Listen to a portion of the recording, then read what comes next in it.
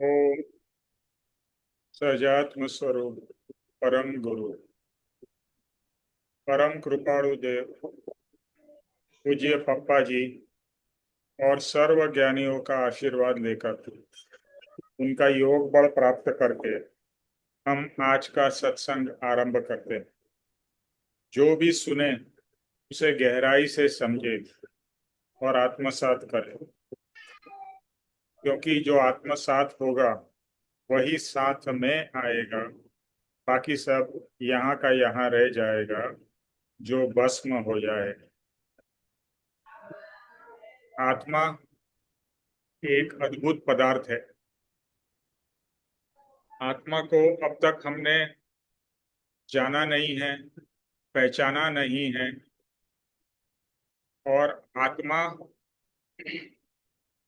की शक्ति क्या है वो हमें पता नहीं है कि आत्मा कितना पावरफुल है, कितना केपेबल है,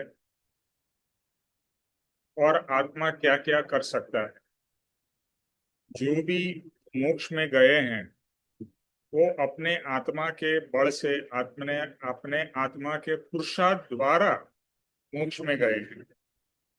और हम जानते हैं कि दो पदार्थ है, एक है आत्मा और दूसरा है कर्म। हमारी एक्चुअली हर समय जो द्वंद्व है या लड़ाई है, आत्मा और कर्म की चलती रहती है। अज्ञान अवस्था में आत्मा के ऊपर कर्म हावी होते हैं। इसीलिए जैसे कर्म नचाते हैं पप्पा जी के शब्द में, वैसे आत्मा नाचता है। गुस्सा कराते हैं, कर्म का उदय, आत्मा गुस्सा करता है। कर्म रुलाते हैं तो आत्मा रोता है। तो आप देख लीजिए, कर्म हंसाते हैं तो आत्मा हंसता है। तो अभी मैं राकेश भाई का एक सत्संग सुन रहा था, उसमें बहुत एक अच्छा उन्होंने वचन बोला। एक है परिस्थिति। परिस्थिति किससे उत्पन्न होती है? हमारे कर्म के उदय से। परिस्थिति, अच्छी परिस्थिति, बुरी परिस्थिति, अलग अलग परिस्थितियां उदय में आती है। लेकिन परिस्थिति के अनुरूप हम नॉर्मली वर्तन करते हैं। और जैसे बताया, कभी खुश कभी दुख, यानी कभी खुशी कभी गम, ऐसा हमारा चलता रहता है। उन्होंने कहा परिस्थिति के ऊपर में जो पावर है वो है मनोस्थिति। कि हम अगर चाहें तो खराब से खराब परिस्थिति में भी शांत भाव में रह सकते हैं, आनंद भाव में रह सकते हैं। पूज्य मम्मी जी का वचन था जो उनके गुरु से उनको मिला था। वो वचन आपने सुना भी होगा कई जगह पे, हर हाल में खुश रहना। क्या बोला? हर हाल में खुश रहना। कोई भी परिस्थिति हो, कैसी भी परिस्थिति हो, वर्स्ट टू वर्स्ट परिस्थिति हो, आपकी मृत्यु होने वाली हो, यानी कि शरीर से विदाई हो, तो भी खुश रहना। क्या है वचन? वचन देखो, ज्ञानी के वचन को है ना बरोबर पकड़ना है। हर हाल में खुश रहना। तो मनोस्थिति, परम कृपाणु देव ने भी कहा, हर एक चीज मन के कारण। मन चंगा तो हृदय में गंगा। यानी मन अगर प्रफुल्लित है तो हम प्रफुल्लित है। मन सोचता है अरे यार बहुत प्रॉब्लम्स है, बहुत टेंशन है। ये सब प्रॉब्लम्स, टेंशन एक्चुअली कहाँ उत्पन्न कहाँ होती है? मन में उत्पन्न होती है, इजंट इट? और मन में उत्पन्न क्यों होती है? हमारे कर्म के उदय से। तो आज जैसे बताया, कर्म है, आत्मा है, अभी मैं उसमें एक और पदार्थ ऐड कर रहा हूं, मन। तो कर्म के हिसाब से मन दुखी होता है, मन के दुखी होने से आत्मा दुखी होता है। अगर आत्मा या मन परिस्थिति के ऊपर चला जाए कि भैया परिस्थिति कैसी भी है, मुझे हर हाल में खुश रहना है, तो आप डिसाइड करो कि मुझे खुश रहना है, तो कोई सत्ता नहीं है इस पूरे ब्रह्मांड की जो आपको दुखी कर सके। इसके लिए ज्ञानी के लिए क्या कहा जाता है? सच्चिदानंद। सत चित आनंद। सच्चिदानंद। ओके। हर हाल, जैसे परम कृपाणु देव का क्षमापना में आता है आनंद घन, सहजानंद, सहज आनंद, आनंद घन। तो आनंद का पिंड है हमारा आत्मा, लेकिन अज्ञान अवस्था में और कर्म के प्रकोप से आत्मा हार जाता है, आत्मा दुखी हो जाता है, आत्मा स्ट्रेस में आ जाता है। यानी मन आत्मा को इतना कंट्रोल कर रहा है कि मन दुखी होता है, इसके लिए आत्मा दुखी होता है। मन के अंदर में स्ट्रेस आता है, इसके लिए आत्मा में स्ट्रेस आता है। अगर आप एक्चुअली मन से भी आत्मा अलग है। मन भी एक जड़ पदार्थ है। जैसे कर्म जड़ है, ऐसे मन जड़ है। जैसे शरीर जड़ है, ऐसे मन भी जड़ है, लेकिन मन बहुत ही सूक्ष्म जड़ है। एक्चुअली कहीं जगहों पे, बहुत सारी जगहों पे मन को अर्ध चेतना कहा जाता है, क्योंकि मन जड़ भी है और अर्ध चेतना भी है। क्योंकि जो जड़ शरीर के साथ में जिसको आत्मा को जोड़ता है, वो कौन जोड़ता है? मन। मन में विचार आता है ना कि मैं खड़ा हो जाऊं। मन में विचार आता है कि मुझे खाना खाना है। मन में विचार आता है कि मैं थक गया हूं, मुझे सो जाना है। और मन फिर शरीर को इंस्ट्रक्शन देता है। तो मन इज द लिंक बिटवीन आत्मा एंड जड़ शरीर। और मन एक्चुअली प्योर साइंस के हिसाब से देखें तो मन जड़ है, लेकिन क्योंकि मन इतना सूक्ष्म है, इतना पावरफुल है कि वो अर्ध चेतन कहा जाता है, क्योंकि वो चेतना पे भी उतना ही हावी रहता है। लेकिन ज्ञानी के सिचुएशन में मन का पूरा कंट्रोल आत्मा के पास होता है। आज मन हमारे को कंट्रोल कर रहा है, हमारे यानी कि आत्मा को कंट्रोल कर रहा है। मन जैसा चाहता है वैसा आत्मा खुश होता है, दुखी होता है, क्योंकि मन और आत्मा एक हो गए हैं। जैसे आत्मा और शरीर एक हो गए हैं, मन और आत्मा एक हो गए हैं। मन, चित्त, बुद्धि, शरीर, ये सब चीज मिक्स होके एक हो गई है। इसको अलग कर दिया जाए, शरीर, मन, आत्मा, तो मनोस्थिति परिस्थिति से ऊपर हो सकती है, और मनोस्थिति से ऊपर आत्मस्थिति हो सकती है। कि आत्मा की जो शक्ति है वो मन के भी ऊपर है और शरीर के भी ऊपर है। इसके लिए ज्ञानी के केस में तो मन जैसा, मन की कोई सत्ता ही नहीं रहती है। जैसा ज्ञानी, अगर ज्ञानी के केस में कहा जाता है वो निर्विकल्प निर्विचार। अभी विकल्प जो हमारे अंदर उत्पन्न होते हैं वो भी मन में उत्पन्न होते हैं। ये करूं, ये न करूं, ऐसा होना चाहिए, ऐसा नहीं होना चाहिए, ये जो विकल्प है, तो मन में विकल्प उत्पन्न हो रहे हैं। और विकल्प और विचार वो सब चलते ही रहते हैं। तो ज्ञानी तो निर्विकल्प है, निर्विचार है। ज्ञानी के केस में विचार भी खत्म हो जाते हैं। कितनी अद्भुत दशा होगी। अभी आज के सिचुएशन में आप देखिए कि जैसे विचार होते हैं वैसे आत्मा बिहेव करता है।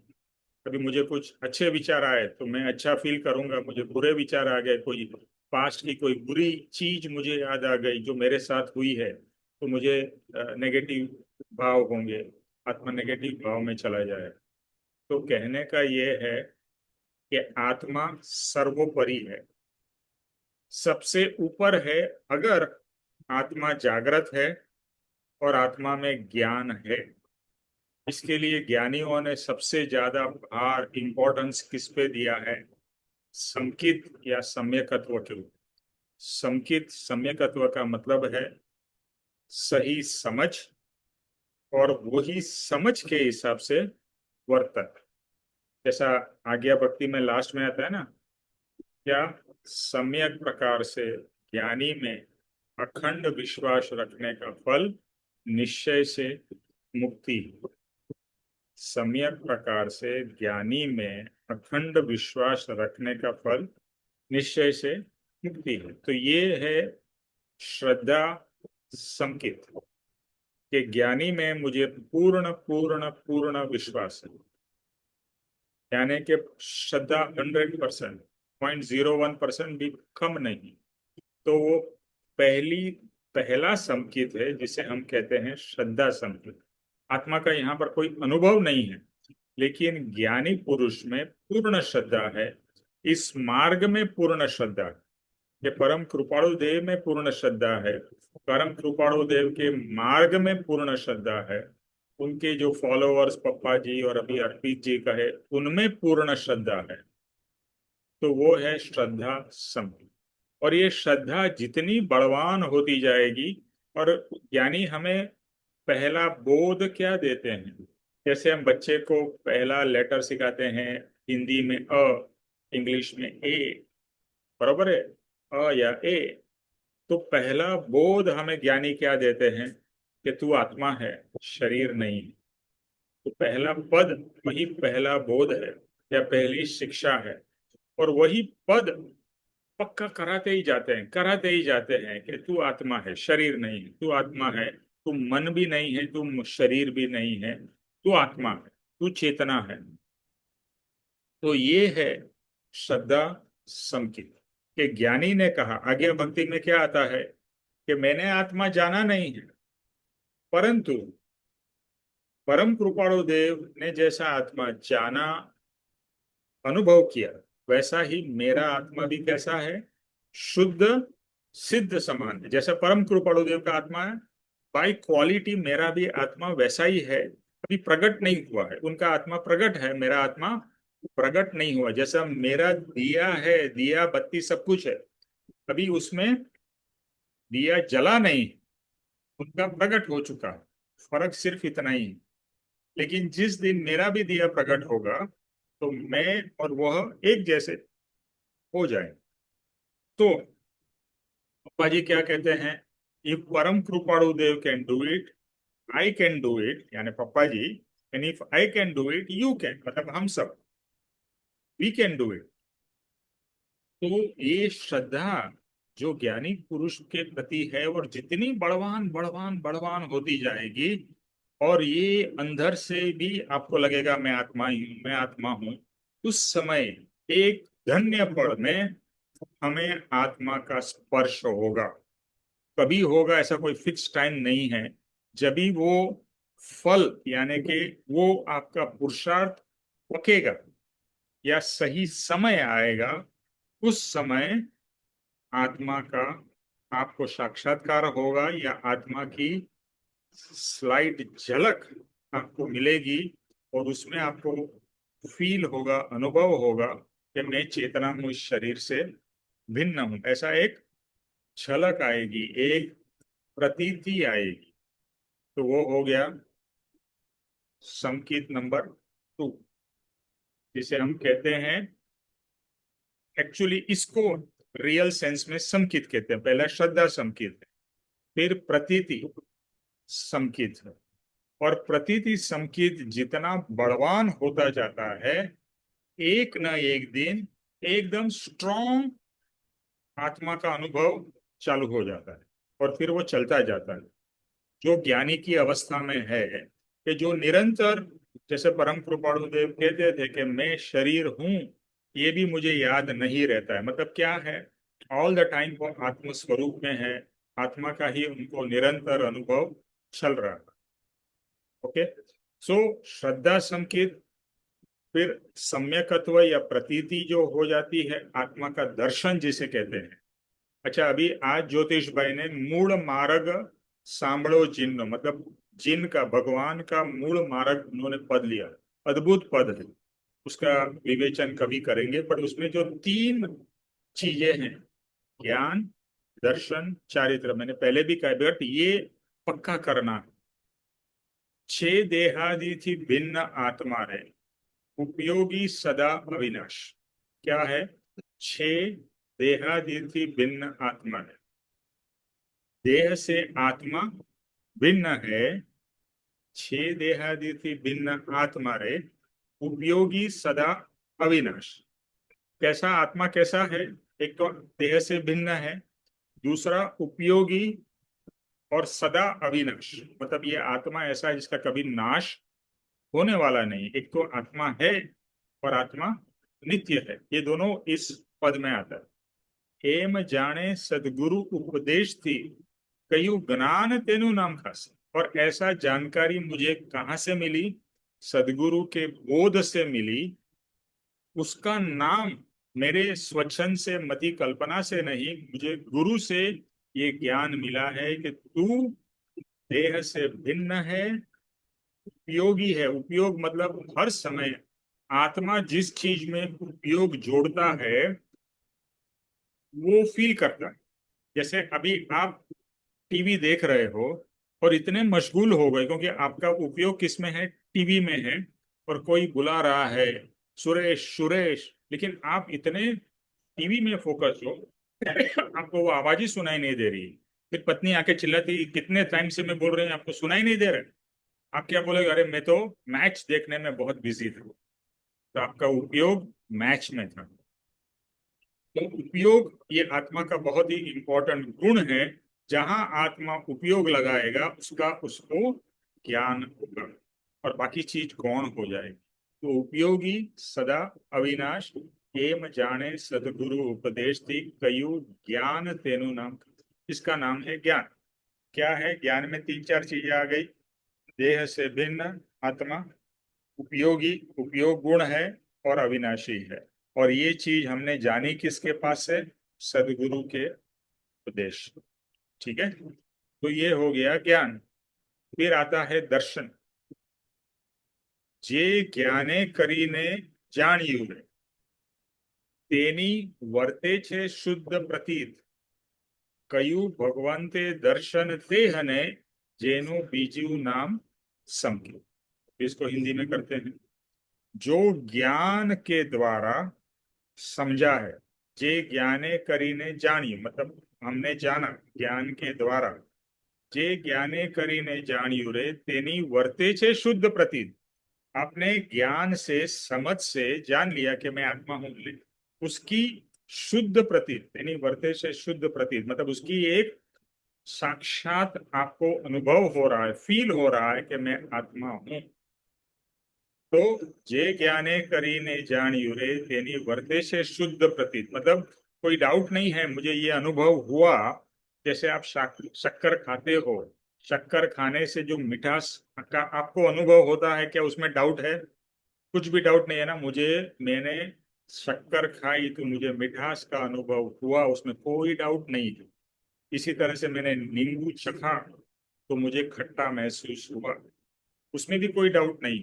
इसी तरह से जो आत्मा का स्वाद या आत्मा का जो मुझे प्रतीति या अनुभव हुआ, शुद्ध है, प्योर, मुझे पक्का विश्वास है कि मुझे वो आत्मा का साक्षात्कार हुआ है। तो जे ज्ञाने करीने जानियो रे, तेनी वर्ते छे शुद्ध प्रतीत, कयु भगवंते दर्शन देहने।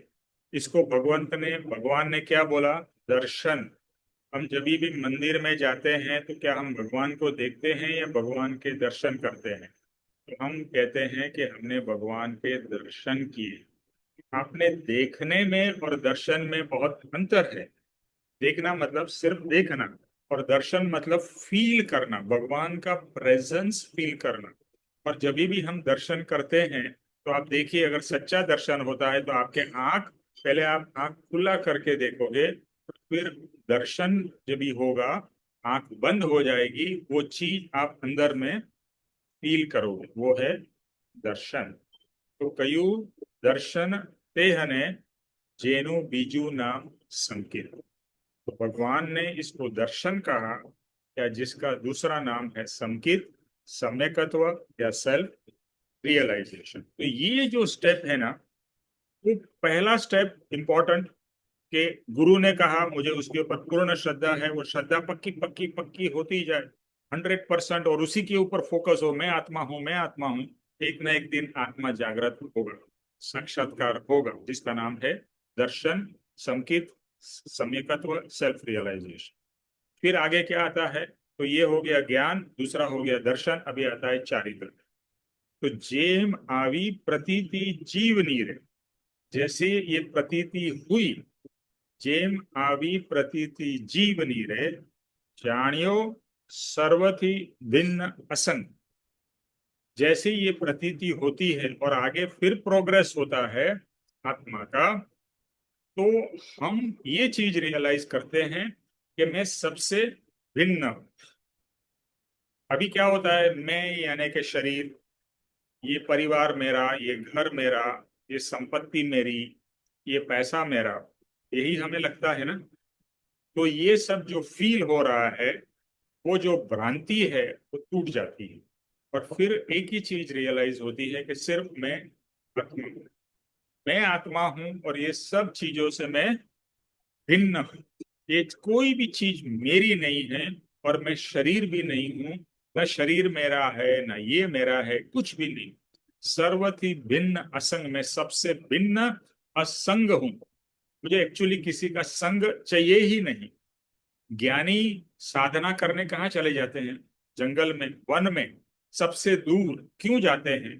क्योंकि असंगता का उनको अनुभव हो रहा है, और असंग दशा में ही रहना चाहते हैं। क्योंकि असंग मतलब क्या? खुद के आत्म स्वरूप में बहुत मस्त है। इतने मस्त है, इतने मस्त है कि उनको किसी की दुनिया की पड़ी नहीं है, दुनिया की जरूरत नहीं है, दुनिया की फिक्र नहीं है।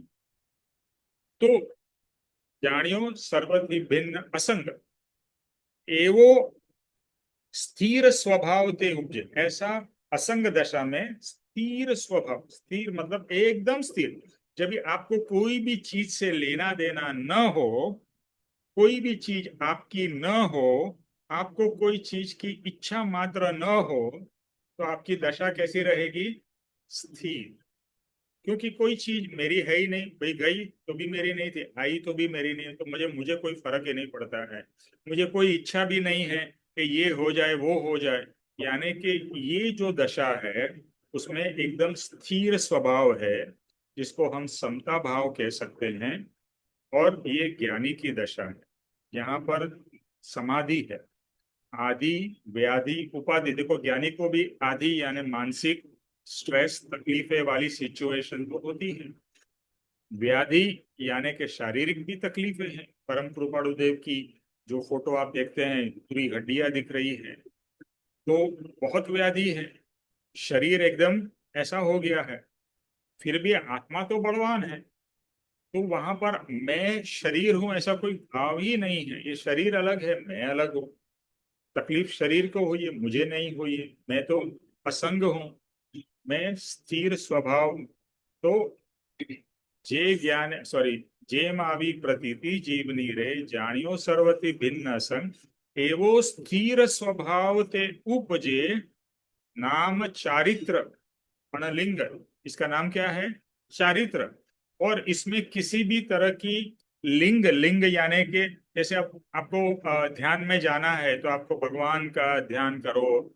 यानी ये जो दशा है, यहाँ पर कोई लिंग या कोई भी चिन्ह की जरूरत नहीं है।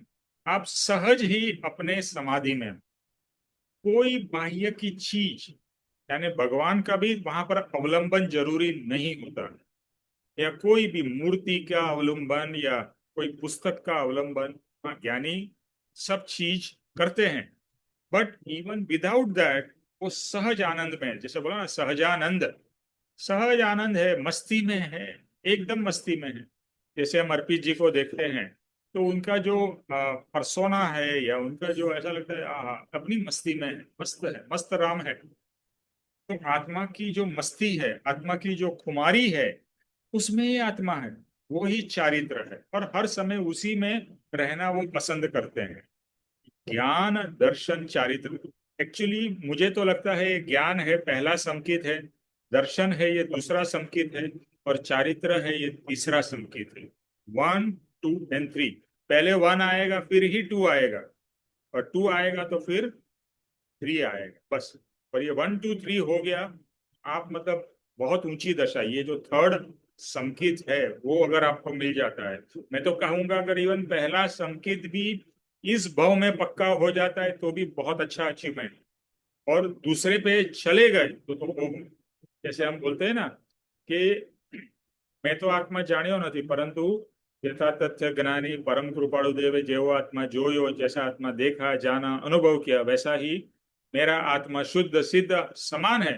भले ही आत्मा को मैंने जाना नहीं है, परंतु रोम रोम यही विश्वास, श्रद्धा, प्रतीति करनी है जो ये भाव में इतनी श्रद्धा हो जाए तो मेरा अहोभाग्य, और अनुभव हो जाए तो महाभाग्य, अनुभव हो जाए तो महाभाग्य।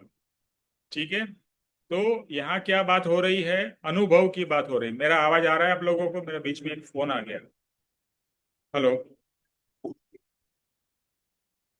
आवाज आ रही है मेरी? बराबर है, जी बराबर भाई, है सही आवाज। आ रही है, आवाज आ रही है। बराबर है। अच्छा, एक मेरा काम चला गया।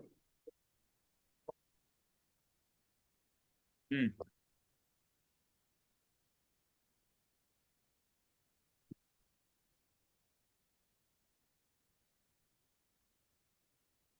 एक मिनट, बीच में फोन और ये आ जाता है।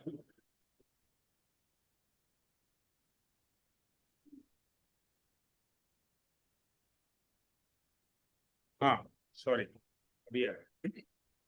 तो ज्ञान, दर्शन, चारित्र, ओके, और ज्ञान दर्शन चारित्र पक्का हो गया बस, तो मोक्ष पक्का। समझ गए? तो ये जो तीन ये है, ये स्टेप्स है, पहला संकेत, दूसरा संकेत, तीसरा संकेत, इसको आप ज्ञान दर्शन चारित्र भी समझ जाओ। तो बस यही पक्का करना है इस भव में और आगे के भव में, यही करना है बस। आत्मा आत्मा आत्मा, आत्मा का साक्षात्कार, आत्मा का अनुभव, आत्मा के स्वरूप में रहना, आत्मा के आनंद में रहना, आत्मा की शांति में रहना। अल्टीमेटली आत्मा में क्या है? प्रेम है, शांति है, आनंद है, वही है ना। करुणा है, क्षमा है। तो जो भी ऑल द बेस्ट गुण किसमें है? जैसे मैंने कहा आत्मा अद्भुत पदार्थ है, तो सभी गुण आत्मा में रहे हुए हैं। तो आत्मा ये पदार्थ है जो आपके पास में है, आप स्वयं ही आत्मा हो। बस आज तक हमारी दृष्टि बाहर थी, बाहर बाहर बाहर देख रहे थे। अभी ज्ञानी ने कहा अंदर अंदर अंदर जा, अंदर जा, अंदर जा। अंदर देख, अपने आप को देख, अपने आप को जान, अपने आप को पहचान, अपना साक्षात्कार कर, एटसेट्रा एटसेट्रा एटसेट्रा। ठीक है, तो अभी हम आते हैं अपने मोक्ष में। 41 शिक्षा पाठ, भिखारी का खेत। कौन पढ़ेगा?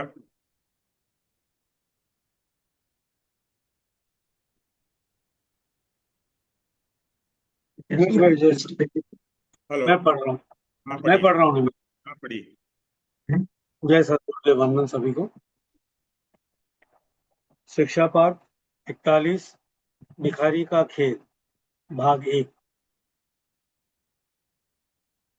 एक पामर भिखारी जंगल में भटकता था।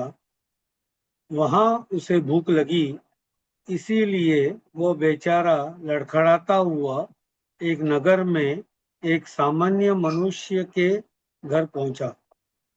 वहां जाकर उसने अनेक प्रकार की अजीजी की। उसकी गिड़गिड़ाहट से करुणाद्र होकर उस गृहस्थी की स्त्री ने उसे घर में से जिमने से बचा हुआ मिष्ठान भोजन ला कर दिया। भोजन मिलने से भिखारी बहुत अनादित होता हुआ नगर के बाहर आया। आकर एक वृक्ष के नीचे बैठा। वहां जरा सफाई करके उसने एक और अपना बहुत पुराना पानी का घड़ा रख दिया। एक और अपनी फटी पुरानी मलिन गुदड़ी रखी और एक और वहां स्वयं उस भोजन को लेकर बैठा।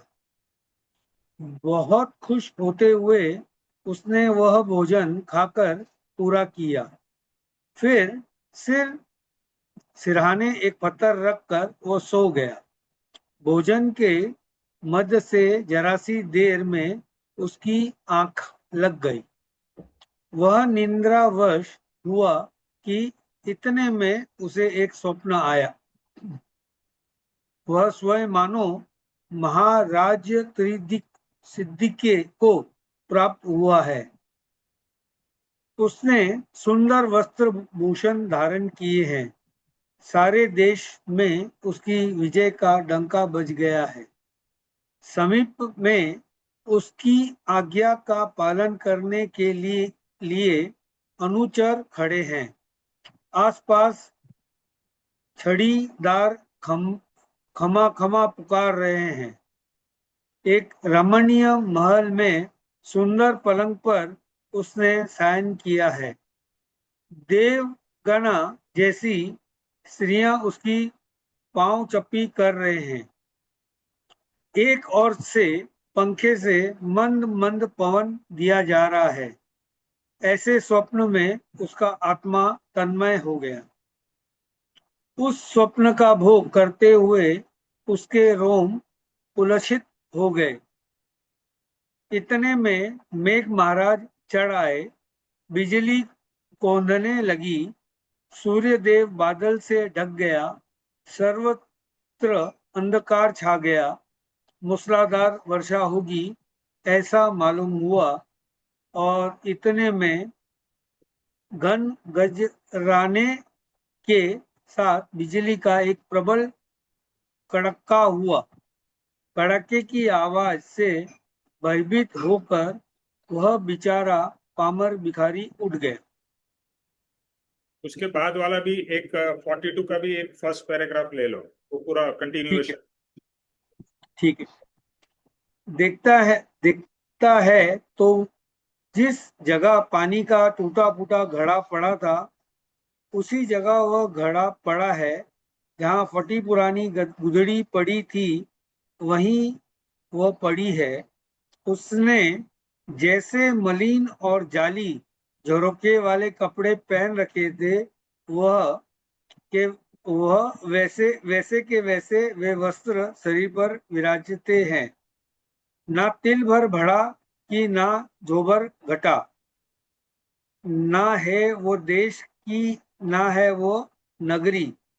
ना है वो देश की, ना है वह नगरी। ना है वो महल की, ना है वो पलंग। ना है वे चमर छत्रधारी की, ना है वे छड़ीधार। ना है वे स्त्रियां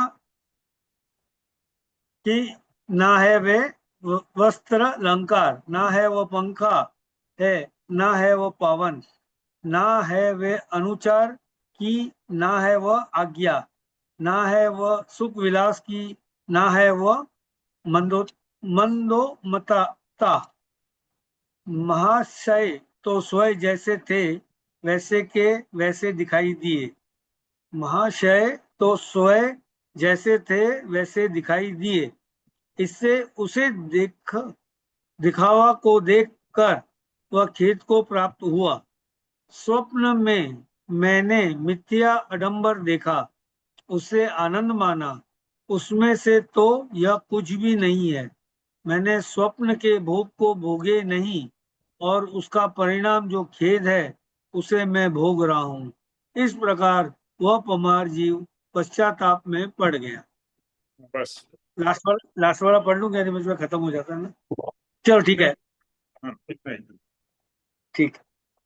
ये यह जो शिक्षा पाठ के जो है कि इसकी जो हेडिंग है, भिखारी का खेद, इटसेल्फ ये बताता है कि भिखारी से कुछ ऐसे कर्म बन गए या ऐसे कुछ हुए जिसका उसे बाद में खेद होता है। यहाँ ये भिखारी जंगल में भूखा प्यासा भटक रहा बताया गया है। और वह भूख प्यास से एक नगर में पहुंचता है और अपने जैसे भिक्षा मांगता हुआ जाता है, और एक घर में पहुंचता है। काफी जैसे आप देखते हैं कि वो कितने मन्नत मांगते हैं, किस तरीके से मांगते हैं, और आपको उस पर दया आ जाती है। तो सेठ एक जो गृहस्थ होते हैं, उनके घर की स्त्री उनको मिष्ठान जो बचा हुआ रहता है, वह मिष्ठान भोजन लाकर देती है। वह भोजन मिलने से भिखारी बहुत आनंदित होता है हुआ, मतलब बहुत खुश हो जाता है वो देखकर मिष्ठान और जो भी कुछ दिया था। तो चलते चलते वो आपस जंगल चले जाता है। जंगल में वो जब जाता है तो वो एक झाड़ की जो छाया है उसमें बैठने जाता है, और बाजू बगल में अपने मटका रख देता है, उसके हाथ में एक पानी का छोटा मटका होगा वो रख देता है, फटे हुए गद्दे जैसे होते हैं वो रख देता है, और पत्थर रखता है। और उस जो जो गादली बोली वर्ड जो है वो है होता है कि पतला सा, ना गद्दा होता है ना चादर होती है, थोड़ा सा मोटा सा रहता है, वो रख कर वो उस पर बैठकर वो उसका जो मिला हुआ मिष्ठान है उसका भोजन करता है। और वो उसे इतना स्वादिष्ट लगता है, जैसे हम कोई अच्छा स्वादिष्ट भोजन कर लेते हैं तो हमें उसको पचाने की जब सारी एनर्जी उसे पचाने में लग जाती है तो हमें नींद नींद काफी आती है। तो वह उसे भी उसी प्रकार से घटित हुआ, और वो भोजन करने के बाद उसे काफी आलसपन आया और वो सो गया। पर एक पत्थर रखकर, पत्थर का सिराना बनाकर वो सो गया उस पर। जैसे ही उसे नींद, अच्छी तरीके से नींद आ गई, तो उसे एक स्वप्न दिखा, जहां स्वप्न में चला गया, और स्वप्न में उसे एक बहुत बड़ा एक जैसे कहते हैं राज्य का राजा सा महसूस हुआ। वो काफी सुंदर वस्त्र, गहने से जड़ित वस्त्र पहने हुए थे। उसको हर जगह वो काफी, उसकी विजय की डंका बज रहे थे। उसके आज्ञा के पालन करने के लिए काफी सिपाही नौकर चाकर सब थे। ऐसे कई चीजें हुई कि उसे देवगनी स्त्रियां जो होते हैं वो उसके हाथ पैर दबा रहे थे। एक और से कोई उनके जो नौकर चाकर होते हैं वो उन्हें हल्के हल्के से पंखा लहरा रहे थे, पवन पहुंचा रहे थे उन पर। ऐसे स्वप्न में उसका जो आत्मा था वो एकदम तन्मय हो गया। मतलब ऐसा उसको महसूस हुआ कि मैं तो आत्मा से तृप्त हो गया। जैसे हम कुछ गर्मी में घूम रहे और ठंडा पानी हमें मिल जाए, या छाछ मिल जाए, ठंडा एकदम छाछ मिले, तो हमारे कैसे हम कहते हैं कि हमारा आत्मा तो तृप्त हो गया। क्या आत्मा को इसकी जरूरत है?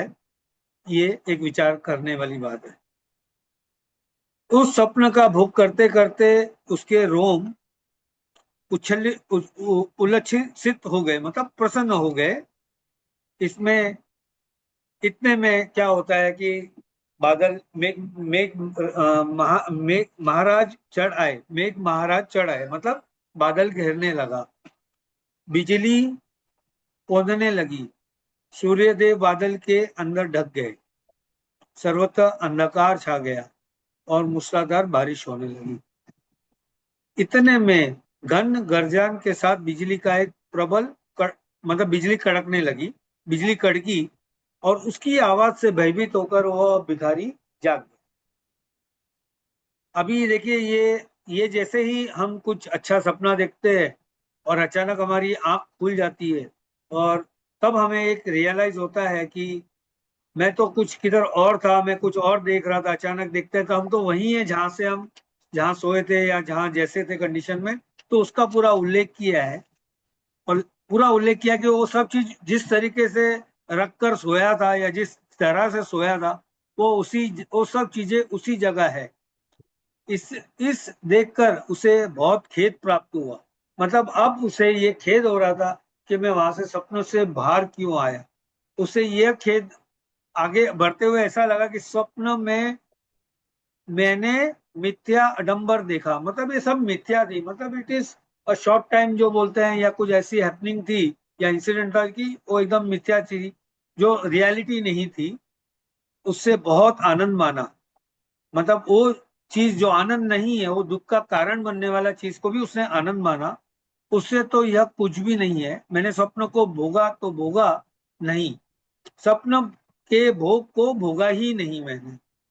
उसका परिणाम जो खेद है उसे मैं भोग रहा हूं। उसका जो परिणाम है, उसका जो परिणाम है, जो खेद है, उसे मैं भोग रहा हूं, ऐसा उसे फील हो। कैसा गुरुदेव? बस।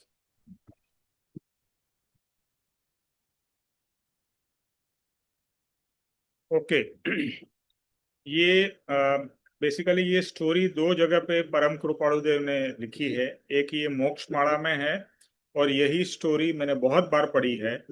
ये स्टोरी आती है अपने भावना बोध में। जो 12 भावनाएं हैं उसमें से ये एक स्टोरी है।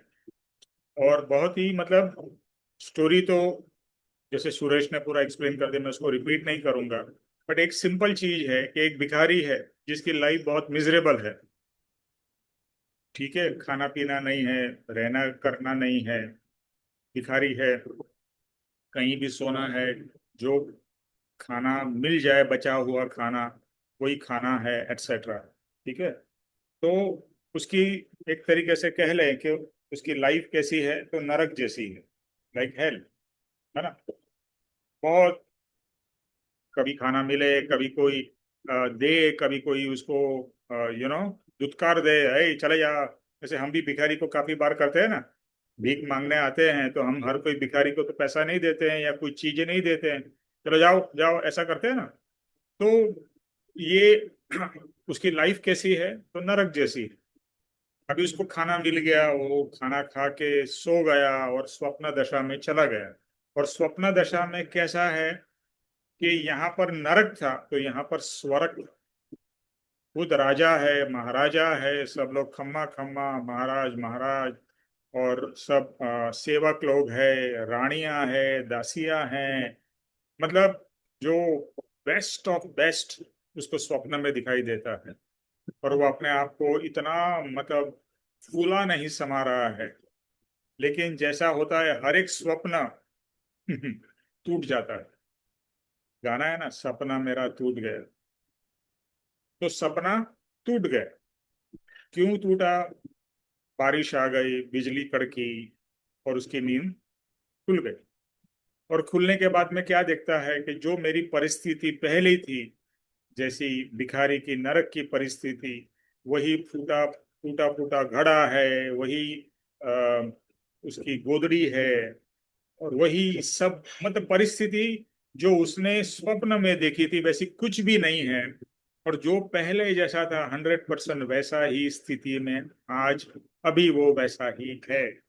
उससे बहुत खेद होता है। जैसे सुरेश ने बोला, बहुत अच्छा सपना देख रहे हो, और अगर आप जग जाते हो या कोई जगह देता है तो आप क्या बोलते हैं, अरे क्यों जगा यार, इतना बढ़िया मैं सपना देख रहा था, इतना मैं मजा कर रहा था।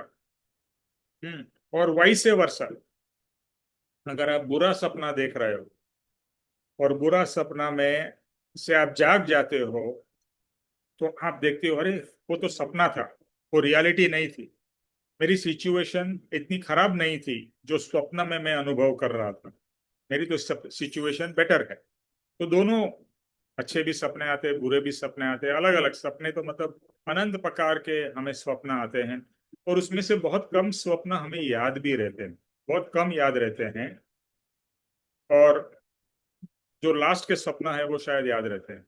सो एनीवे, तो बेसिकली इसको बहुत खेद होता है कि अरे मैं क्या मजे कर रहा था और मेरी रियलिटी कैसी है। तो उसे बहुत खेद होता है, बहुत दुख होता है। अभी जो मेन चीज है वो आगे आएगी। ओके। मानेक, इसके बाद वाला पढ़ो, पैराग्राफ।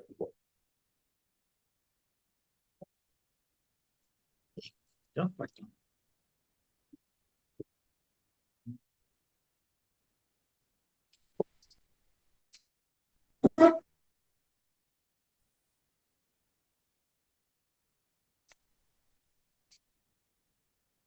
अहो भव्यो, तो भिखारी के वीडियो, हाँ स्वप्न की ओके। है ना, दिख रहा है ना? हाँ हाँ, अभी ओके, अभी ओके। या या या अहो भव्यो, भिखारी के स्वप्न की भांति संसार के सब अनित्य है। जिस प्रकार स्वप्न में उस भिखारी ने सुख समुदाय को देखा और आनंद माना, उसी प्रकार पामर प्राणी संसार स्वप्न के सुख समुदाय में आनंद मानते हैं। जैसे वह सुख समुदाय जागृति में मिथ्या मालूम हुआ, वैसे ही ज्ञान प्राप्त होने पर संसार के सुख वैसे मालूम होते हैं। स्वप्न के भोग न भोगने पर भी जैसे भिखारी को खेत की प्राप्ति हुई, वैसे ही मोहांध प्राणी संसार में सुख मान बैठते हैं और उन्हें भोगे हुए को के समान मानते हैं, परंतु परिणाम में खेद दुर्गति और पश्चाताप पाते हैं। वे चपल और विनाशी होने पर भी उनका परिणाम स्वप्न के खेत जैसा रहा है। वे चपल और विनाशी होने पर भी उनका परिणाम स्वप्न के खेत जैसा रहा है। इसीलिए बुद्धिमान पुरुष आत्महित को खोजते हैं। संसार की अनित्य पर एक काव्य है कि चलो हम विद्युत लोग बाद में लेंगे, अभी इतना ही, यही पैराग्राफ। हाँ,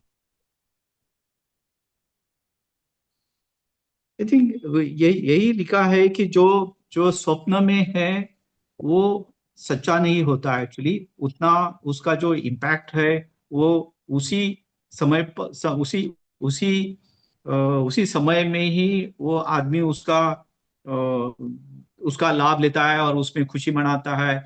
वो रियलिटी में आता है तो उसको उसका कोई भी उसको लाभ नहीं होता एक्चुअली। तो यही है कि स्वप्न के भोग न भोगने पर भी जैसे भिखारी को खेद हुई, मतलब वो रियलिटी में वो स्वप्न में ही था, उसको कुछ वो सब सब उसको स्वप्न में ही दिखाई दे रहा था। बट जब वो उसकी आंखें खुली, जब उसको रियलाइज हुआ कि उसका जो भी है कंडीशन वैसे की वैसा ही था। इसीलिए ऐसा लिखा है कि इधर एंड में ऐसा लिखा है कि वैसे ही मोहांध प्राणी संसार में सुख मान बैठते हैं और उन्हें भोगे हुए को समान मानते हैं, परंतु परिणाम में खेद दुर्गति और पश्चाताप पाते हैं। तो जैसे वो स्वप्न में उसको अच्छा लगता है, उसको सुख मिलता है, लेकिन एक्चुअली वो सुख नहीं रहता है। वैसे ही आदमी जब संसार की रियलिटी में आता है, उसको लगता है कि मैं सुखी हूँ, उसके पास गाड़ी है, बंगला है, सब है, उसको लगता है सुखी है। बट लेकिन वो एक्चुअली अंदर से वो सुखी नहीं रहता है एक्चुअली। वो आत्मा उसका सुखी नहीं रहता। ये सब संसार के ये क्या माया जाल है। ऐसा ही है एक्चुअली। यही यही मुझे समझ में आया। करेक्ट। हम्म।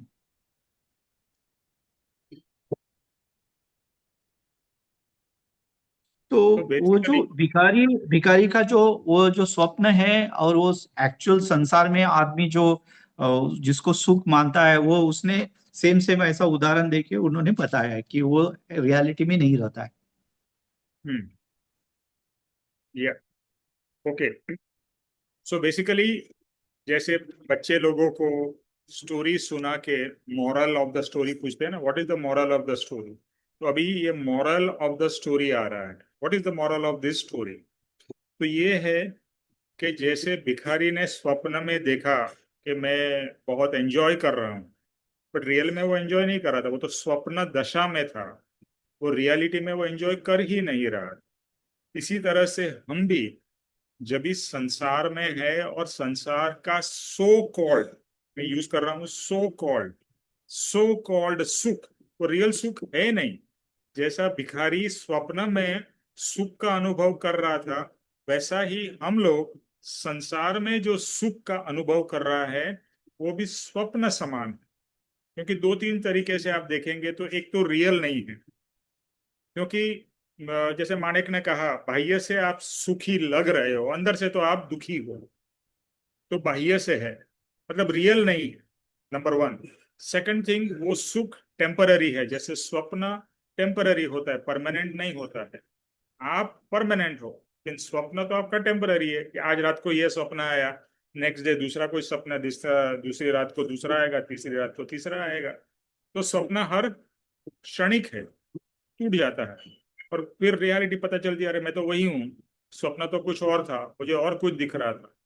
इसीलिए कृपाणु देव ने इसके अंदर में बहुत ही आत्मसिद्धि की गाथा में कहा है, सकल जगत ते ऐठवंत अथवा स्वप्न समान, ते कहिए ज्ञानी दशा बाकी कहिए वाचा ज्ञान।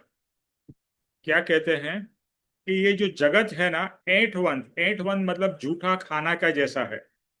जूठा खाना आप खाना पसंद करते हो या देखना भी पसंद नहीं करते हो जो जूठा हो जाता है। तो कहते हैं ये जगत का सुख, ये जगत कैसा है, जगत का स्वरूप कैसा है। तो कहते हैं ज्ञानी को कैसा लगता है, हमें तो अच्छा ही लगता है, लेकिन ज्ञानी को ये जगत जगत दिखता है जूठे खाने जैसा, ऐंठ वंथ, जिसको वो देखना भी नहीं चाहते हैं, चखना भी नहीं चाहते हैं। या फिर दूसरा ऑल्टरनेटिव बताया, आइदर ऐंठ वंथ यानी जूठे खाने जैसा, या फिर स्वप्न समान। ज्ञानी को ये संसार, ये जगत कैसा लगता है, स्वप्न समान। और वहां पर कृपाणु देव लगते हैं कि जिसको ऐसा लगता है वही सच्चा ज्ञानी है।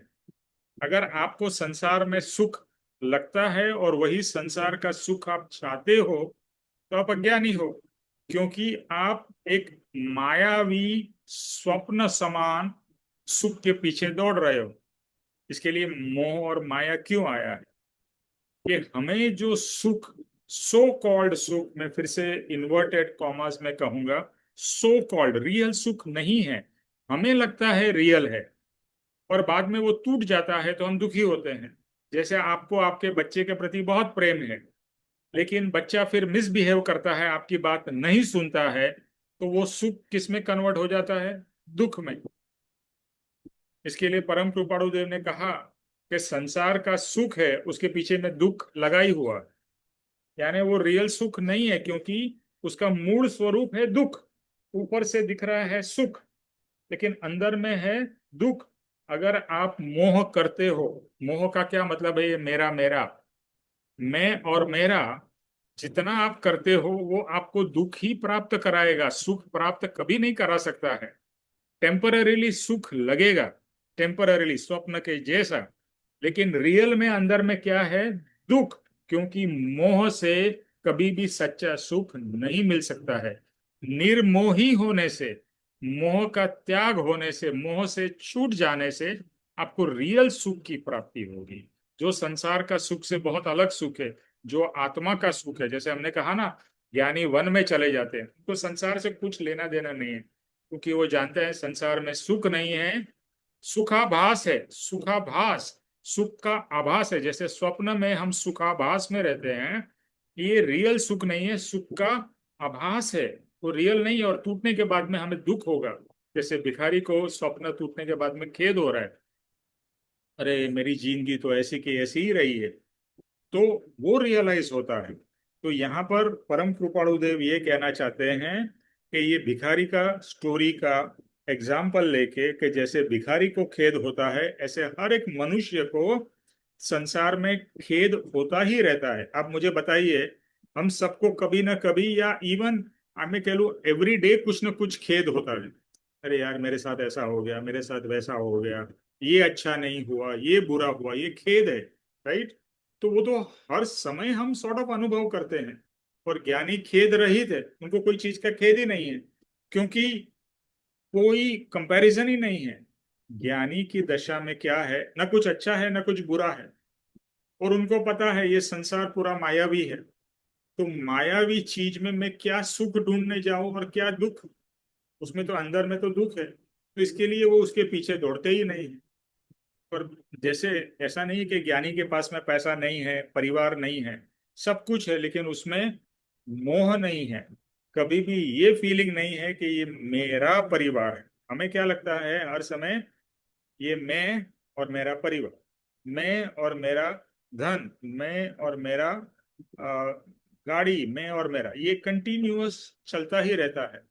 And everything is illusionary. Why it is illusionary? क्योंकि जब भी आप इस शरीर छोड़ के जाओगे तो ये सब की सब चीज यहीं रह जाएगी। वो, और वो भी चीज अभी आगे के पैराग्राफ में आएगा। इसके लिए ये जो भावना है ना, इसका नाम है अनित्य भावना। अनित्य, इस संसार कैसा है, अनित्य, नित्य नहीं, always changing and never giving you permanent सुख। तो ये अनित्य है। तो हम क्या है, आत्मा नित्य है। देखो आत्मा क्या है, नित्य है। और संसार का स्वरूप अनित्य है। अगर नित्य अनित्य के पीछे दौड़ रहा है तो अनित्य तो चेंज होता ही जाएगा। देखो आपने देखा होगा बचपन से यानी जन्म से लेके हमारे जिंदगी में कितने चेंजेस हुए, कितने उतार चढ़ाव आए, कितनी अलग अलग सिचुएशंस बनी, हमारे जीवन में क्या क्या हुआ, बहुत कुछ हुआ। But everything kept on changing, nothing was permanent. तो ये संसार कैसा है? अनित्य है।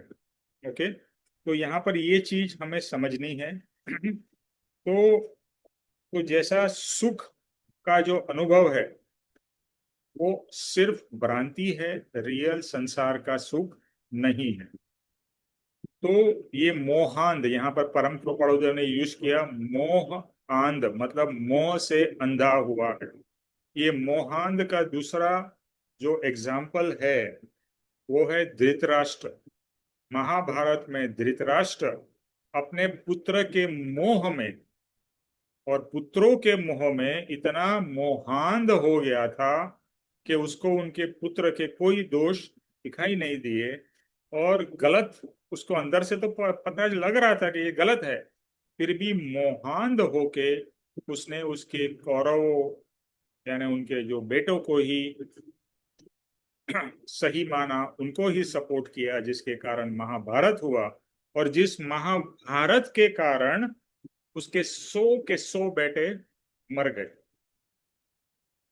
तो मृत्यु महाभारत के कारण हुई, या ऐसा कह लीजिए ये मोहांध होने के कारण इसके बेटों की 100 बेटों की मृत्यु हुई। तो कितना दुख धृतराष्ट्र को फील हुआ होगा। Can you even imagine? आपका एक बेटा या बेटी भी अगर गुजर जाए तो कितना दुख होता है। इसके तो 100 बेटों की मृत्यु हो गई, एक भी नहीं बचे। तो मोहांध, और हम भी धृतराष्ट्र ही है। ऐसा मत सोचिए कि धृतराष्ट्र मोहांध है। अरे हम भी मोहांध है, हम भी मोह में अंधे हो चुके हैं। अपने मोह के कारण हमें सही दिखता नहीं है। जैसे चश्मे में कोई कवरिंग आ जाए तो मुझे चीज प्रॉपर नहीं दिखाई देगी। तो मोहांध में यानी मोह के कारण हमें जो स्वरूप रियल है वो नहीं दिख रहा है, और जो भ्रांति वाला स्वरूप है, माया का स्वरूप है, वो हमें सच्चा लग रहा है। ठीक है, तो मोहांध प्राणी संसार में सुख मान बैठता है और उन्हें भोगों के समान मानता है, यानी उसमें जो भोग मिलता है उसमें वो बहुत खुश होता है। लेकिन परिणाम में, एंड में, उसको खेद होता है, दुर्गति प्राप्त होती है और पश्चाताप होता है। ये परम कृपाणुदेव ने लिखा है। अच्छा, दूसरा क्या होगा? मोहांध होके आप सिर्फ कर्म ही बांधोगे। और कैसे कर्म बांधोगे? जैसे धृतराष्ट्र ने बांधे, नेगेटिव ही कर्म बांधे ना, तो नेगेटिव कर्म से उसको तो अल्टीमेटली क्या मिलेगा? नरक मिलेगा। तो मोहांध होके हमें भी रियलाइज करना है कि हम मोह में अंधे हो जाते हैं और हैं। अगर उसमें से बाहर नहीं निकलेंगे, आत्मा का स्वरूप नहीं पहचानेंगे, संसार का स्वरूप नहीं पहचानेंगे कि संसार कैसा मायावी है, कैसा मोहमयी है। इसके लिए परम कृपाणुदेव ने बॉम्बे को भी, मुंबई को कहते थे मोहमयी, है ना। मुंबई को भी लोग क्या कहते हैं? स्वप्न नगरी। सब लोग स्वप्न के पीछे आते हैं, लेकिन मुंबई में जो लोग रहते हैं क्या वो बहुत खुश है क्या? लाइफ कितनी टफ है मुंबई में, कितने प्रॉब्लम्स है। मुंबई हो या दिल्ली हो या बड़े कोई भी शहर हो, तो लोग स्वप्न के पीछे दौड़ते हुए आते हैं, चकाचौंध ग्लैमर के पीछे। बट ग्लैमर में भी हम जानते हैं कि कितना अंदर में खोखलापन है। ये सब सो कॉल्ड बड़े बड़े एक्टर्स और stars, you think they are very happy? No, अंदर से तो वो लोग ईगो के कारण मर रहे हैं। एक दूसरे से ईर्ष्या बहुत है, एक दूसरे की बैक बाइटिंग चलती है, दूसरे की सक्सेस से कोई खुश नहीं होता है। तो ये सब तो नेगेटिव ही है ना। तो कहाँ पर सुख है, कहाँ पर अच्छे कर्म का बंधन हो रहा है? तो हमारे साथ भी, अच्छा अभी हमें एक्टर के बारे में ना सोचना है, ना धृतराष्ट्र के बारे में सोचना है, हमें अपने बारे में सोचना है कि मैं भी मोहांध हूँ। ये जब तक रियलाइज नहीं होंगे तब तक आप मोह से बाहर भी नहीं निकलोगे। आत्मसिद्धि में एक मतार्थी के लक्षण है और आत्मार्थी के लक्षण। अभी जनरली हमें क्या होता है, हमें तो लगता है मैं तो आत्मार्थी हूँ, मेरे में कहाँ मतार्थ है। जब तक आप यही भ्रांति में रहोगे कि मैं मतार्थी नहीं आत्मार्थी हूँ, पापा जी ने कहा कि भाई पहले ये पक्का करो कि तू मतार्थी है। तू मतार्थी अपना मतार्थी पना देखेगा तो उसमें से निकलने का तू रास्ता ढूंढेगा। जब तक तुझे ये मालूम नहीं पड़ेगा कि यू आर रॉन्ग, जैसे धृतराष्ट्र को मालूम ही नहीं पड़ा कि वो रॉन्ग है, इसके लिए उसने कोई चेंज ही नहीं किया। और जैसा उसने नहीं किया, अगर आप भी आपके जीवन में और आपके संसार के पीछे पड़े रहोगे, संसार की भ्रांति में पड़े रहोगे, तो हम भी मोहांधी ही है। अगर अभी भी हमें संसार का सुख ही अच्छा लग रहा है और उसी के पीछे हम सुख के पीछे दौड़ रहे हैं, तो it is like a mirage. Mirage समझते हैं ना, रेगिस्तान में जो पानी दिखता है वो है नहीं, बट हमें लगता है पानी, और दौड़ के वहां जाते हैं तो लगता है अरे यहाँ तो नहीं है, फिर और आगे दिखता है, फिर वहां जाते हैं वहां भी नहीं मिलता है। तो संसार का सुख ऐसा ही है, हमें लगता है ये पाने से हमें सुख मिलेगा। जब भी हम पढ़ते थे तो लगता था 10th में अच्छे मार्क आ जाए तो ओ हो हमारा जीवन सफल हो गया। फिर 10th के बाद में 12th आता है, 12th के बाद में ग्रेजुएशन आता है, चाहे वो इंजीनियरिंग हो या कॉमर्स हो या जो भी हो। फिर उसके बाद में जॉब आता है, बिजनेस आता है। तो हर समय हमें को यही भ्रांति रहती है कि ये मिल जाएगा फिर मैं सुखी होऊंगा, पर वो सुख तो आता नहीं। फिर दूसरा कुछ आगे और आ जाता है, फिर शादी कर लो, फिर बच्चे कर लो, फिर ये कर लो। तो ये जो है ना, गोल पोस्ट चेंज होता ही जाता है, बट रियल सुख तो मिलता नहीं है। इसीलिए भ्रांति है, इसीलिए इसको माया, मायावी सुख संसार का कहा गया है। जैसे स्वप्न में भी माया है, रियल तो है ही नहीं ना। जो भी आप सो कॉल्ड भिखारी ने जो फील किया वो तो माया था, वो एक इल्यूशन था, रियल नहीं था। ठीक है।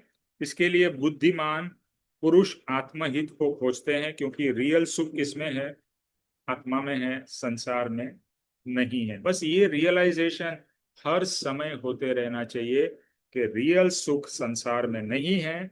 संसार का सुख भ्रांति वाला है, दुखमय है। आज आपके जितने भी उम्र हो गई हो, 50 40 60 जो भी, तो आप देखोगे आपने कितना समय सुख का, रियल सुख, जब भी आप बहुत रियली अंदर से खुश हुए हो, बहुत कम होगा समय। ज्यादा तो दुख, स्ट्रेस, टेंशन, इच्छाएं, ये सब में ही हमारा जीवन बीत गया। ठीक है। तो नेक्स्ट पैराग्राफ कौन पढ़ेगा? रामदास।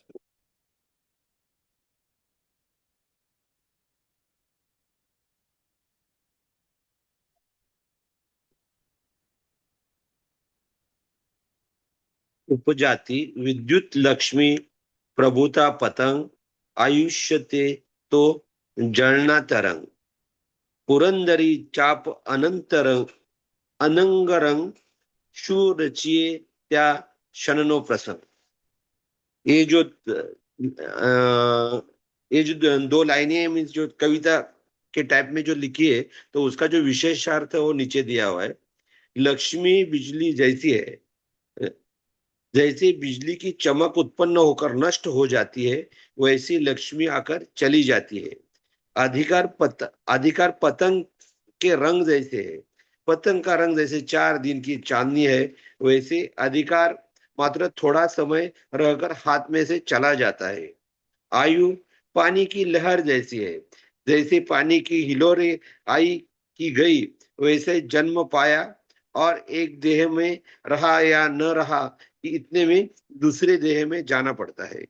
काम भोग आकाश में उत्पन्न होने वाले इंद्रधनुष जैसे है। जैसे इंद्रधनुष वर्षा काल में उत्पन्न होकर क्षण भर में विलीन हो जाता है, वैसे यौवन में काम के विकार फलीभूत होकर जरा वय में चले जाते हैं। संक्षेप में है जीव। इन सारी वस्तुओं का संबंध क्षण भर का है। इसमें प्रेम बंध की संकल्प से बांधकर क्या प्रसन्न होगा। तात्पर्य यह है कि सब चपल और विनाशी है। तू अखंड और अविनाशी है, इसलिए अपने जैसी नित्य वस्तु को प्राप्त कर, यह बोधार्थ है। तो ये इसमें अपना जो इसका जो सार है अपना जिंदगी का, मीन्स जो मानव के रिगार्डिंग ये बताया है कि ये जो सभी लोग मीन्स अपना पैसा, मीन्स जो लक्ष्मी मीन्स पैसा धन दौलत इसके पीछे दौड़ते हैं। तो ये कैसे बिजली जैसी है कि जैसा मीन्स कभी वो कमाया और आया भी, तो कभी कुछ ऐसे हो जाता है कि वो इमिजिएटली लक्ष्मी चली भी जाती है।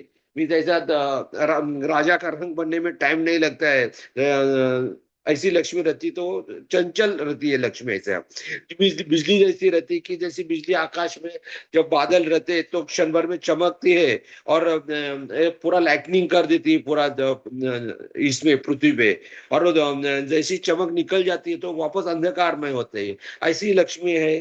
तो वो उन्होंने उसको लक्ष्मी को उपमा बिजली की दी है। अधिकार भी ऐसे है कि जैसे कोई जब कोई अधिकारी बन जाते हैं मीन्स गवर्नमेंट में या किधर कोई भी किसी के पास से कोई अधिकार आ जाता है, तो वो उनका बहुत रुआब करते हैं। हमने तो उनको एक रुतबा लगता है कि मैं मीन्स ऐसे पद पे हूँ ना, तो ये है मेरे हाथ के नीचे इतने नौकर है ना, तो इतने सारे ये है। तो ये जो अधिकार है इनका भी रंग उन्होंने बताया, जैसा पतंग, जैसे कि पतंग की जैसे 4 दिन की चांदनी है, वैसा अधिकार भी जैसे जब तक वो जॉब पे है ना, तो जब तक वो तो अधिकार पे है, तो वो जैसे रिटायरमेंट हो जाएगा तो वो सब अधिकार निकल जाते हैं हाथ में। तो बाद में जब रिटायरमेंट के बाद उसको कोई पूछता भी नहीं कि भाई गवर्नमेंट में तो इसमें बड़ा अधिकारी था, तो ये था। तो उन्होंने और इसके बारे में बताया है।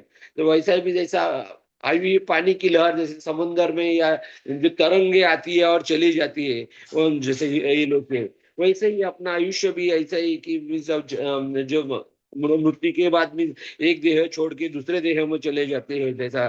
तो ये देह भी अपना नहीं है जैसा।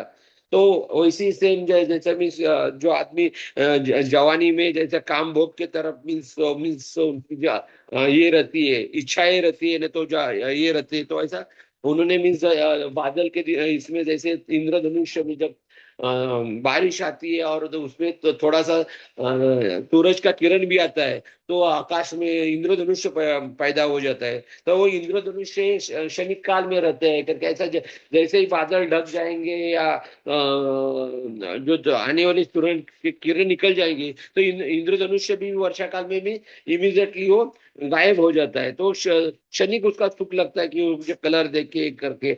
ऐसे ही अपना आदमी का जवानी भी है कि उसके बाद उनको बुढ़ापा और आगे आने वाला है करके, ऐसा वो जीवन एक ऐसा क्षणभंगुर है। तो ये इसमें बताया है। तो ये सब चीजें जो है सब विनाशी है करके, जो भी अपन जिसके तरफ दौड़ते हैं, तो इसमें आत्मा यही एक अविनाशी है। तो इसका बोधार्थ ये है कि आपने अपने आत्मा की तरफ ये करके जो भी कार्य और ये करना चाहिए, तो आत्मा को संबोधन करके मोक्ष की तरफ जाना चाहिए। तो ये जो चंचल चीजें है ना, तो जो क्षणभंगुर है, जो तो उनके पीछे नहीं लग के, शरीर के पीछे न लग के आत्मा का अपने ये करना चाहिए, प्रोग्रेस करना चाहिए। तो ये बोध दिया है।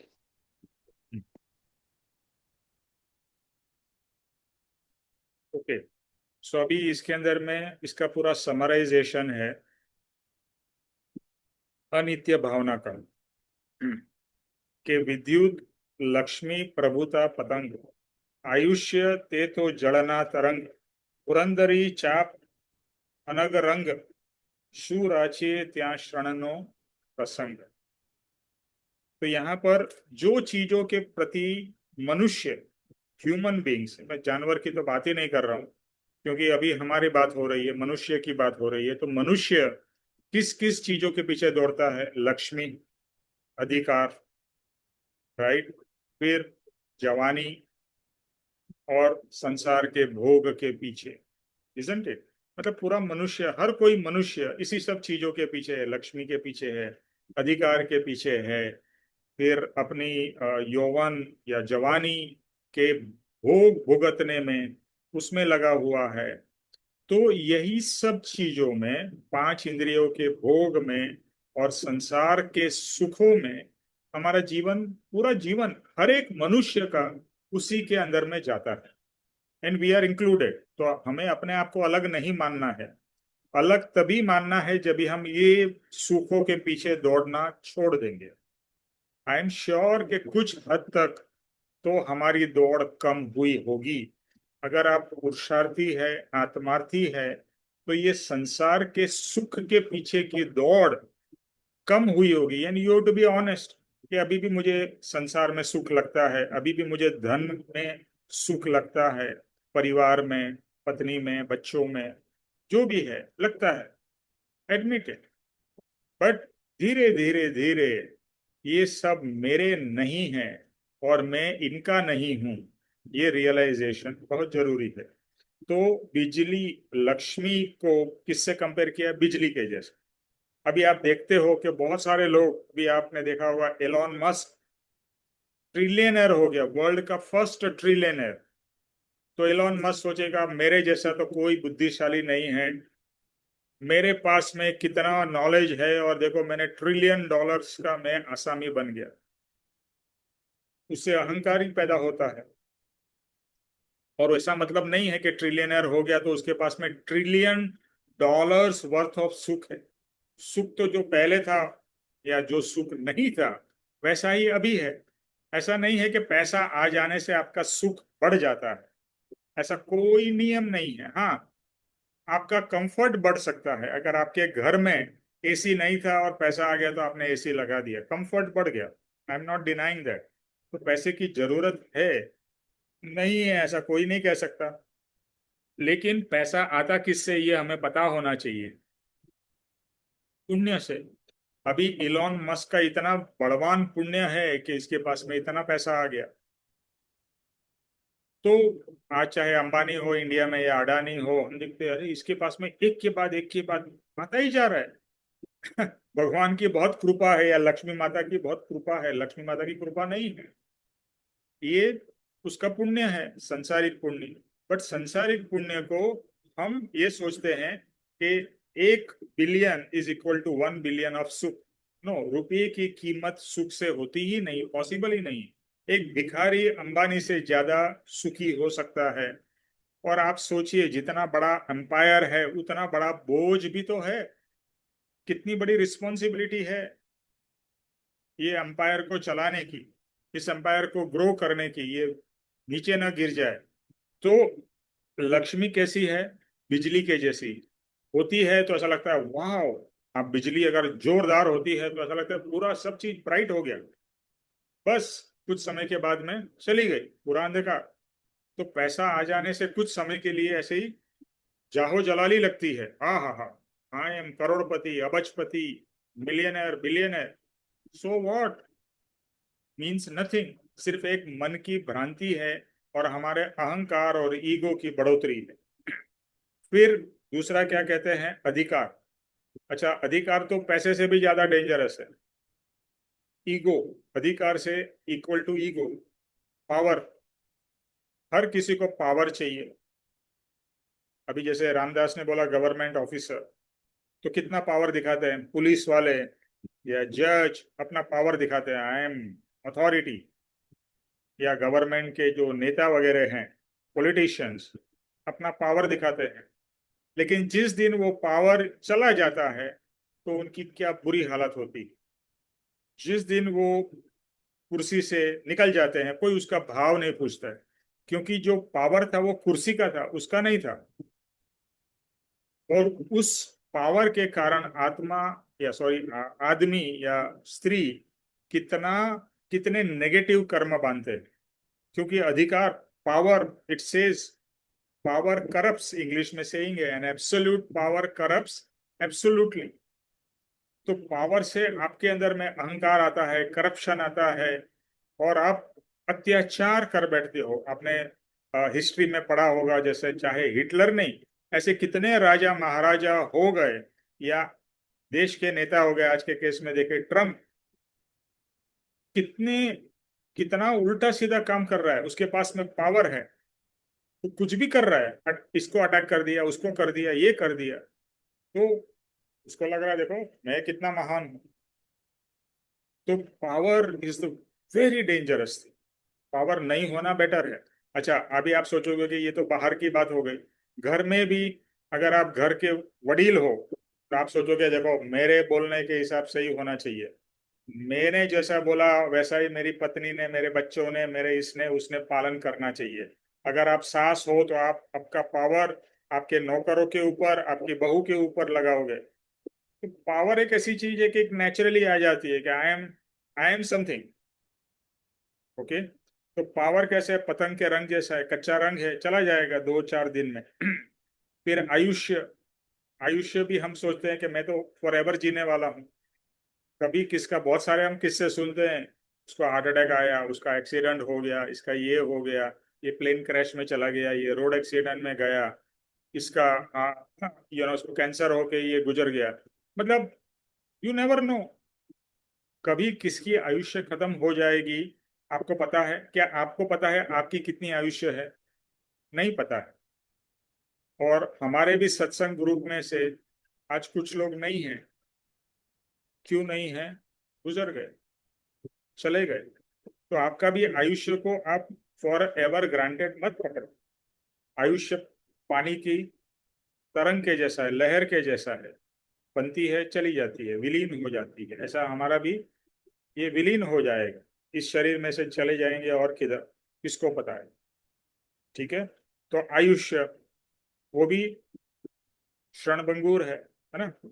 फिर फिर कहते हैं काम भोग। अभी जब भी काम भोग जवानी होती है तो बहुत सारी अंदर में बोलते हैं ना, जवानी फूट रही है, तो काम भोग में आदमी डूब जाता है। अच्छा, काम भोग के कारण इतने सारे जो देश में रेप हो रहे हैं, ये हो रहे हैं, और ऐसे ऐसे बच्ची, छोटी छोटी बच्चियों के ऊपर रेप होते हैं, उनको मार दिया जाता है।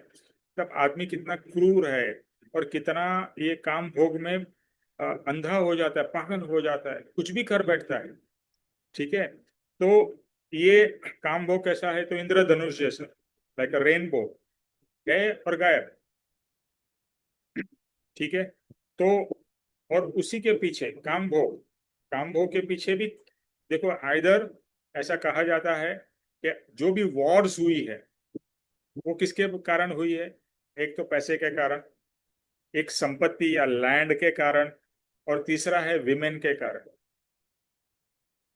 ठीक है, कि कोई कोई स्त्री किसको पसंद थी और उसके कारण वॉर कर दी गई। महाभारत भी द्रौपदी के कारण हुई। आप देखिए स्त्री के कारण क्या से क्या हो जाता है। तो ये जो वासना है और ये सब चीजें हैं वो आपको कहाँ से कहाँ ले जाती है। फिर यौवन चला जाता है, तो ये सब टेम्पररी है। तो यहाँ पर इतना ही बताना चाहते हैं ज्ञानी पुरुष कि ये सब चीज जिसके पीछे हम लोग दौड़ते हैं और आज भी शायद दौड़ रहे हैं, ये सब क्षणिक है, क्षण भंगुर है। कोई भी चीज परमानेंट नहीं है, ये सब अनित्य है।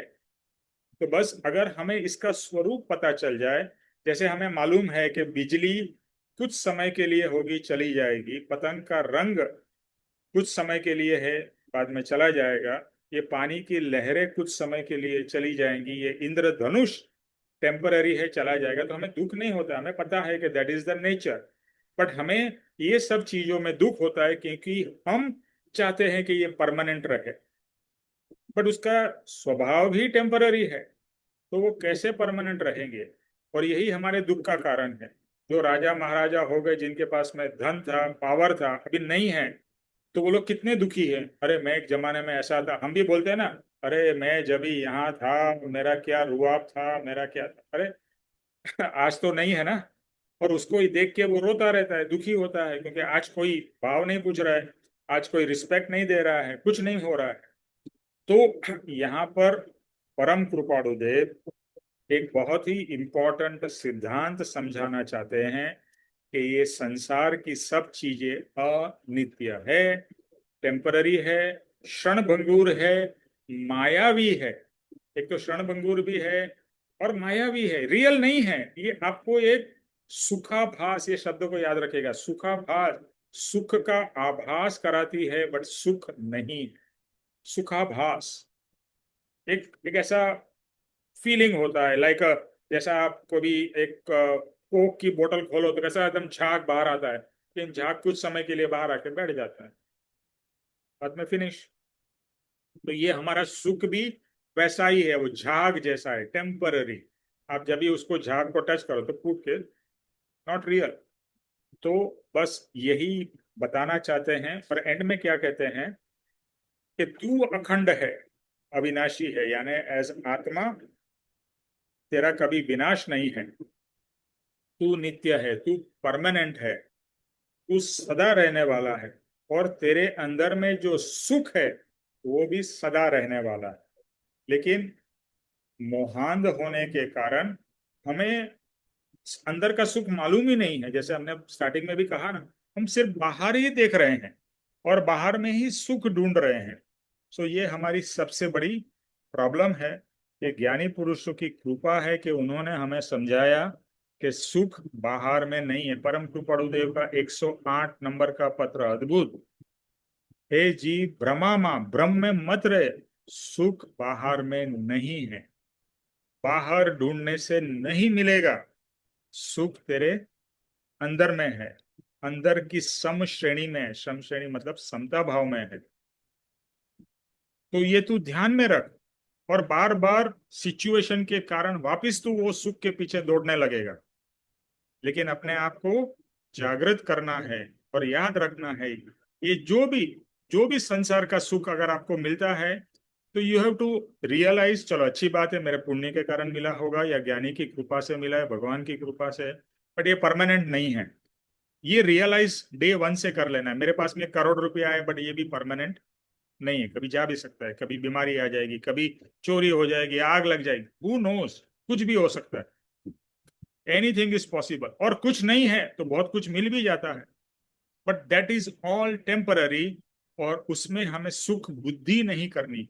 सुख बुद्धि सिर्फ और सिर्फ आत्मा में करनी है, क्योंकि वहीं पर सच्चा सुख है और वहीं पर परमानेंट सुख है। मेरा जो टैग लाइन है मेरे व्हाट्सएप के उसके ऊपर, इस परमानेंट परमानंद, परमानेंट इंग्लिश और परमानंद हिंदी। तो मुझे वही चाहिए, परमानेंट परम आनंद चाहिए, परम आनंद चाहिए, छोटा मोटा आनंद भी नहीं चाहिए, बेस्ट आनंद, परमानंद। और वो भी टेम्पररी नहीं, परमानेंट। बस यही हमारी सबकी अभिलाषा होनी चाहिए। इस संसार के तुच्छ सुख में, भोग में से बाहर निकालना है और ज्ञानी पुरुष को प्रार्थना करना है कि हमें सद्बुद्धि दे, कि हम इस सब चीजों को मोहांध होके जो हम जी रहे हैं, हमारी दृष्टि खुले और हम सच्चे सुख की प्राप्ति करें और परमानेंट सुख की प्राप्ति करें, परमानेंट परमानंद की प्राप्ति। जय सद्गुरुदेव। शकुन, जय स्वरूप लीजिए।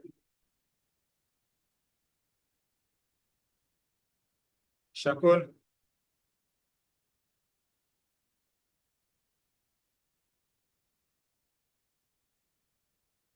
हेलो। ये 1+60 में कौन है? नवेश भाई मैं हूँ, पर मेरे पास बुक नहीं है। ओके, ठीक है, सुरेश आप करो।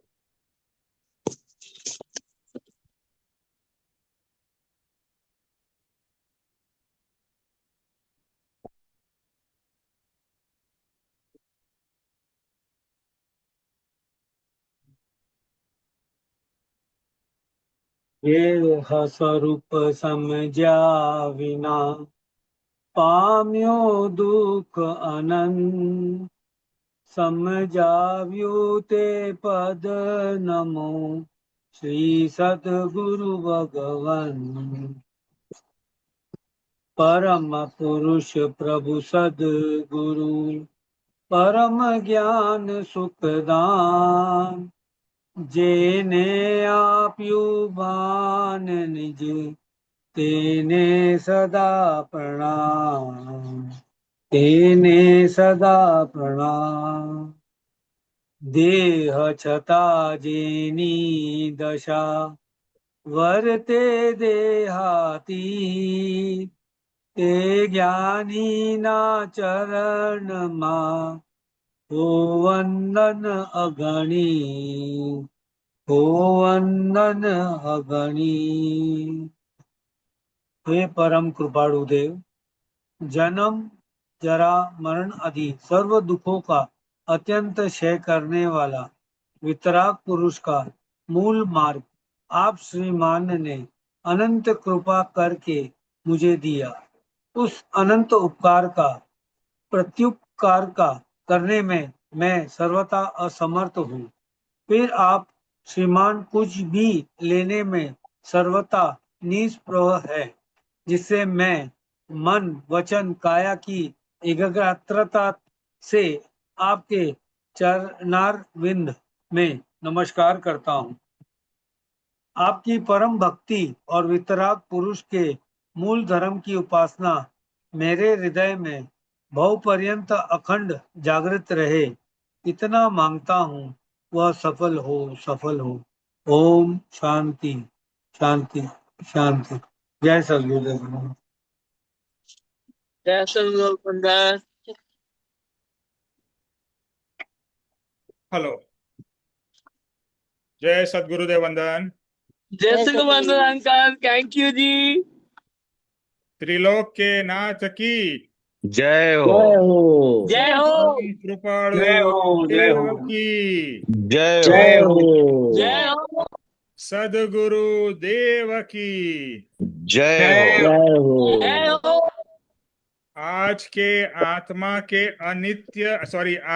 के नित्यता की और संसार के जय अनित्यता की विजय क्या जय हो? हो। विजय हो, विजय हो, विजय हो। विजय हो। जय हो। और सर्व मुमुक्षुओं के परमार्थ पुरुषार्थ और भक्ति की विजय हो। विजय हो, विजय विजय हो। हो, विजय हो। सबका कल्याण हो, सबका कल्याण। थैंक यू नमेश भाई। थैंक यू नमस्कार। जय श्री सविता जी, सद्गुरुदेव। थैंक शाम यू को अंकल अलार्म रखिए आपके जी। फोन में, शाम को 5 बजे ज्वाइन हो जाना है। ठीक है अंकल, मैं आऊंगा। हाँ, आप बेटा आपके फोन में लगा के दे दो मम्मी को। अंकल मैं कल आऊंगा मंदिर को। मैं आप जरूर जरूर बेटा, पक्का आओ। थैंक यू नमस्कार भाई। थैंक यू बेटा, थैंक यू, लव यू। जय सद्गुरुदेव, जय सद्गुरुदेव। थैंक यू रमेश भाई। Thank you, thank you.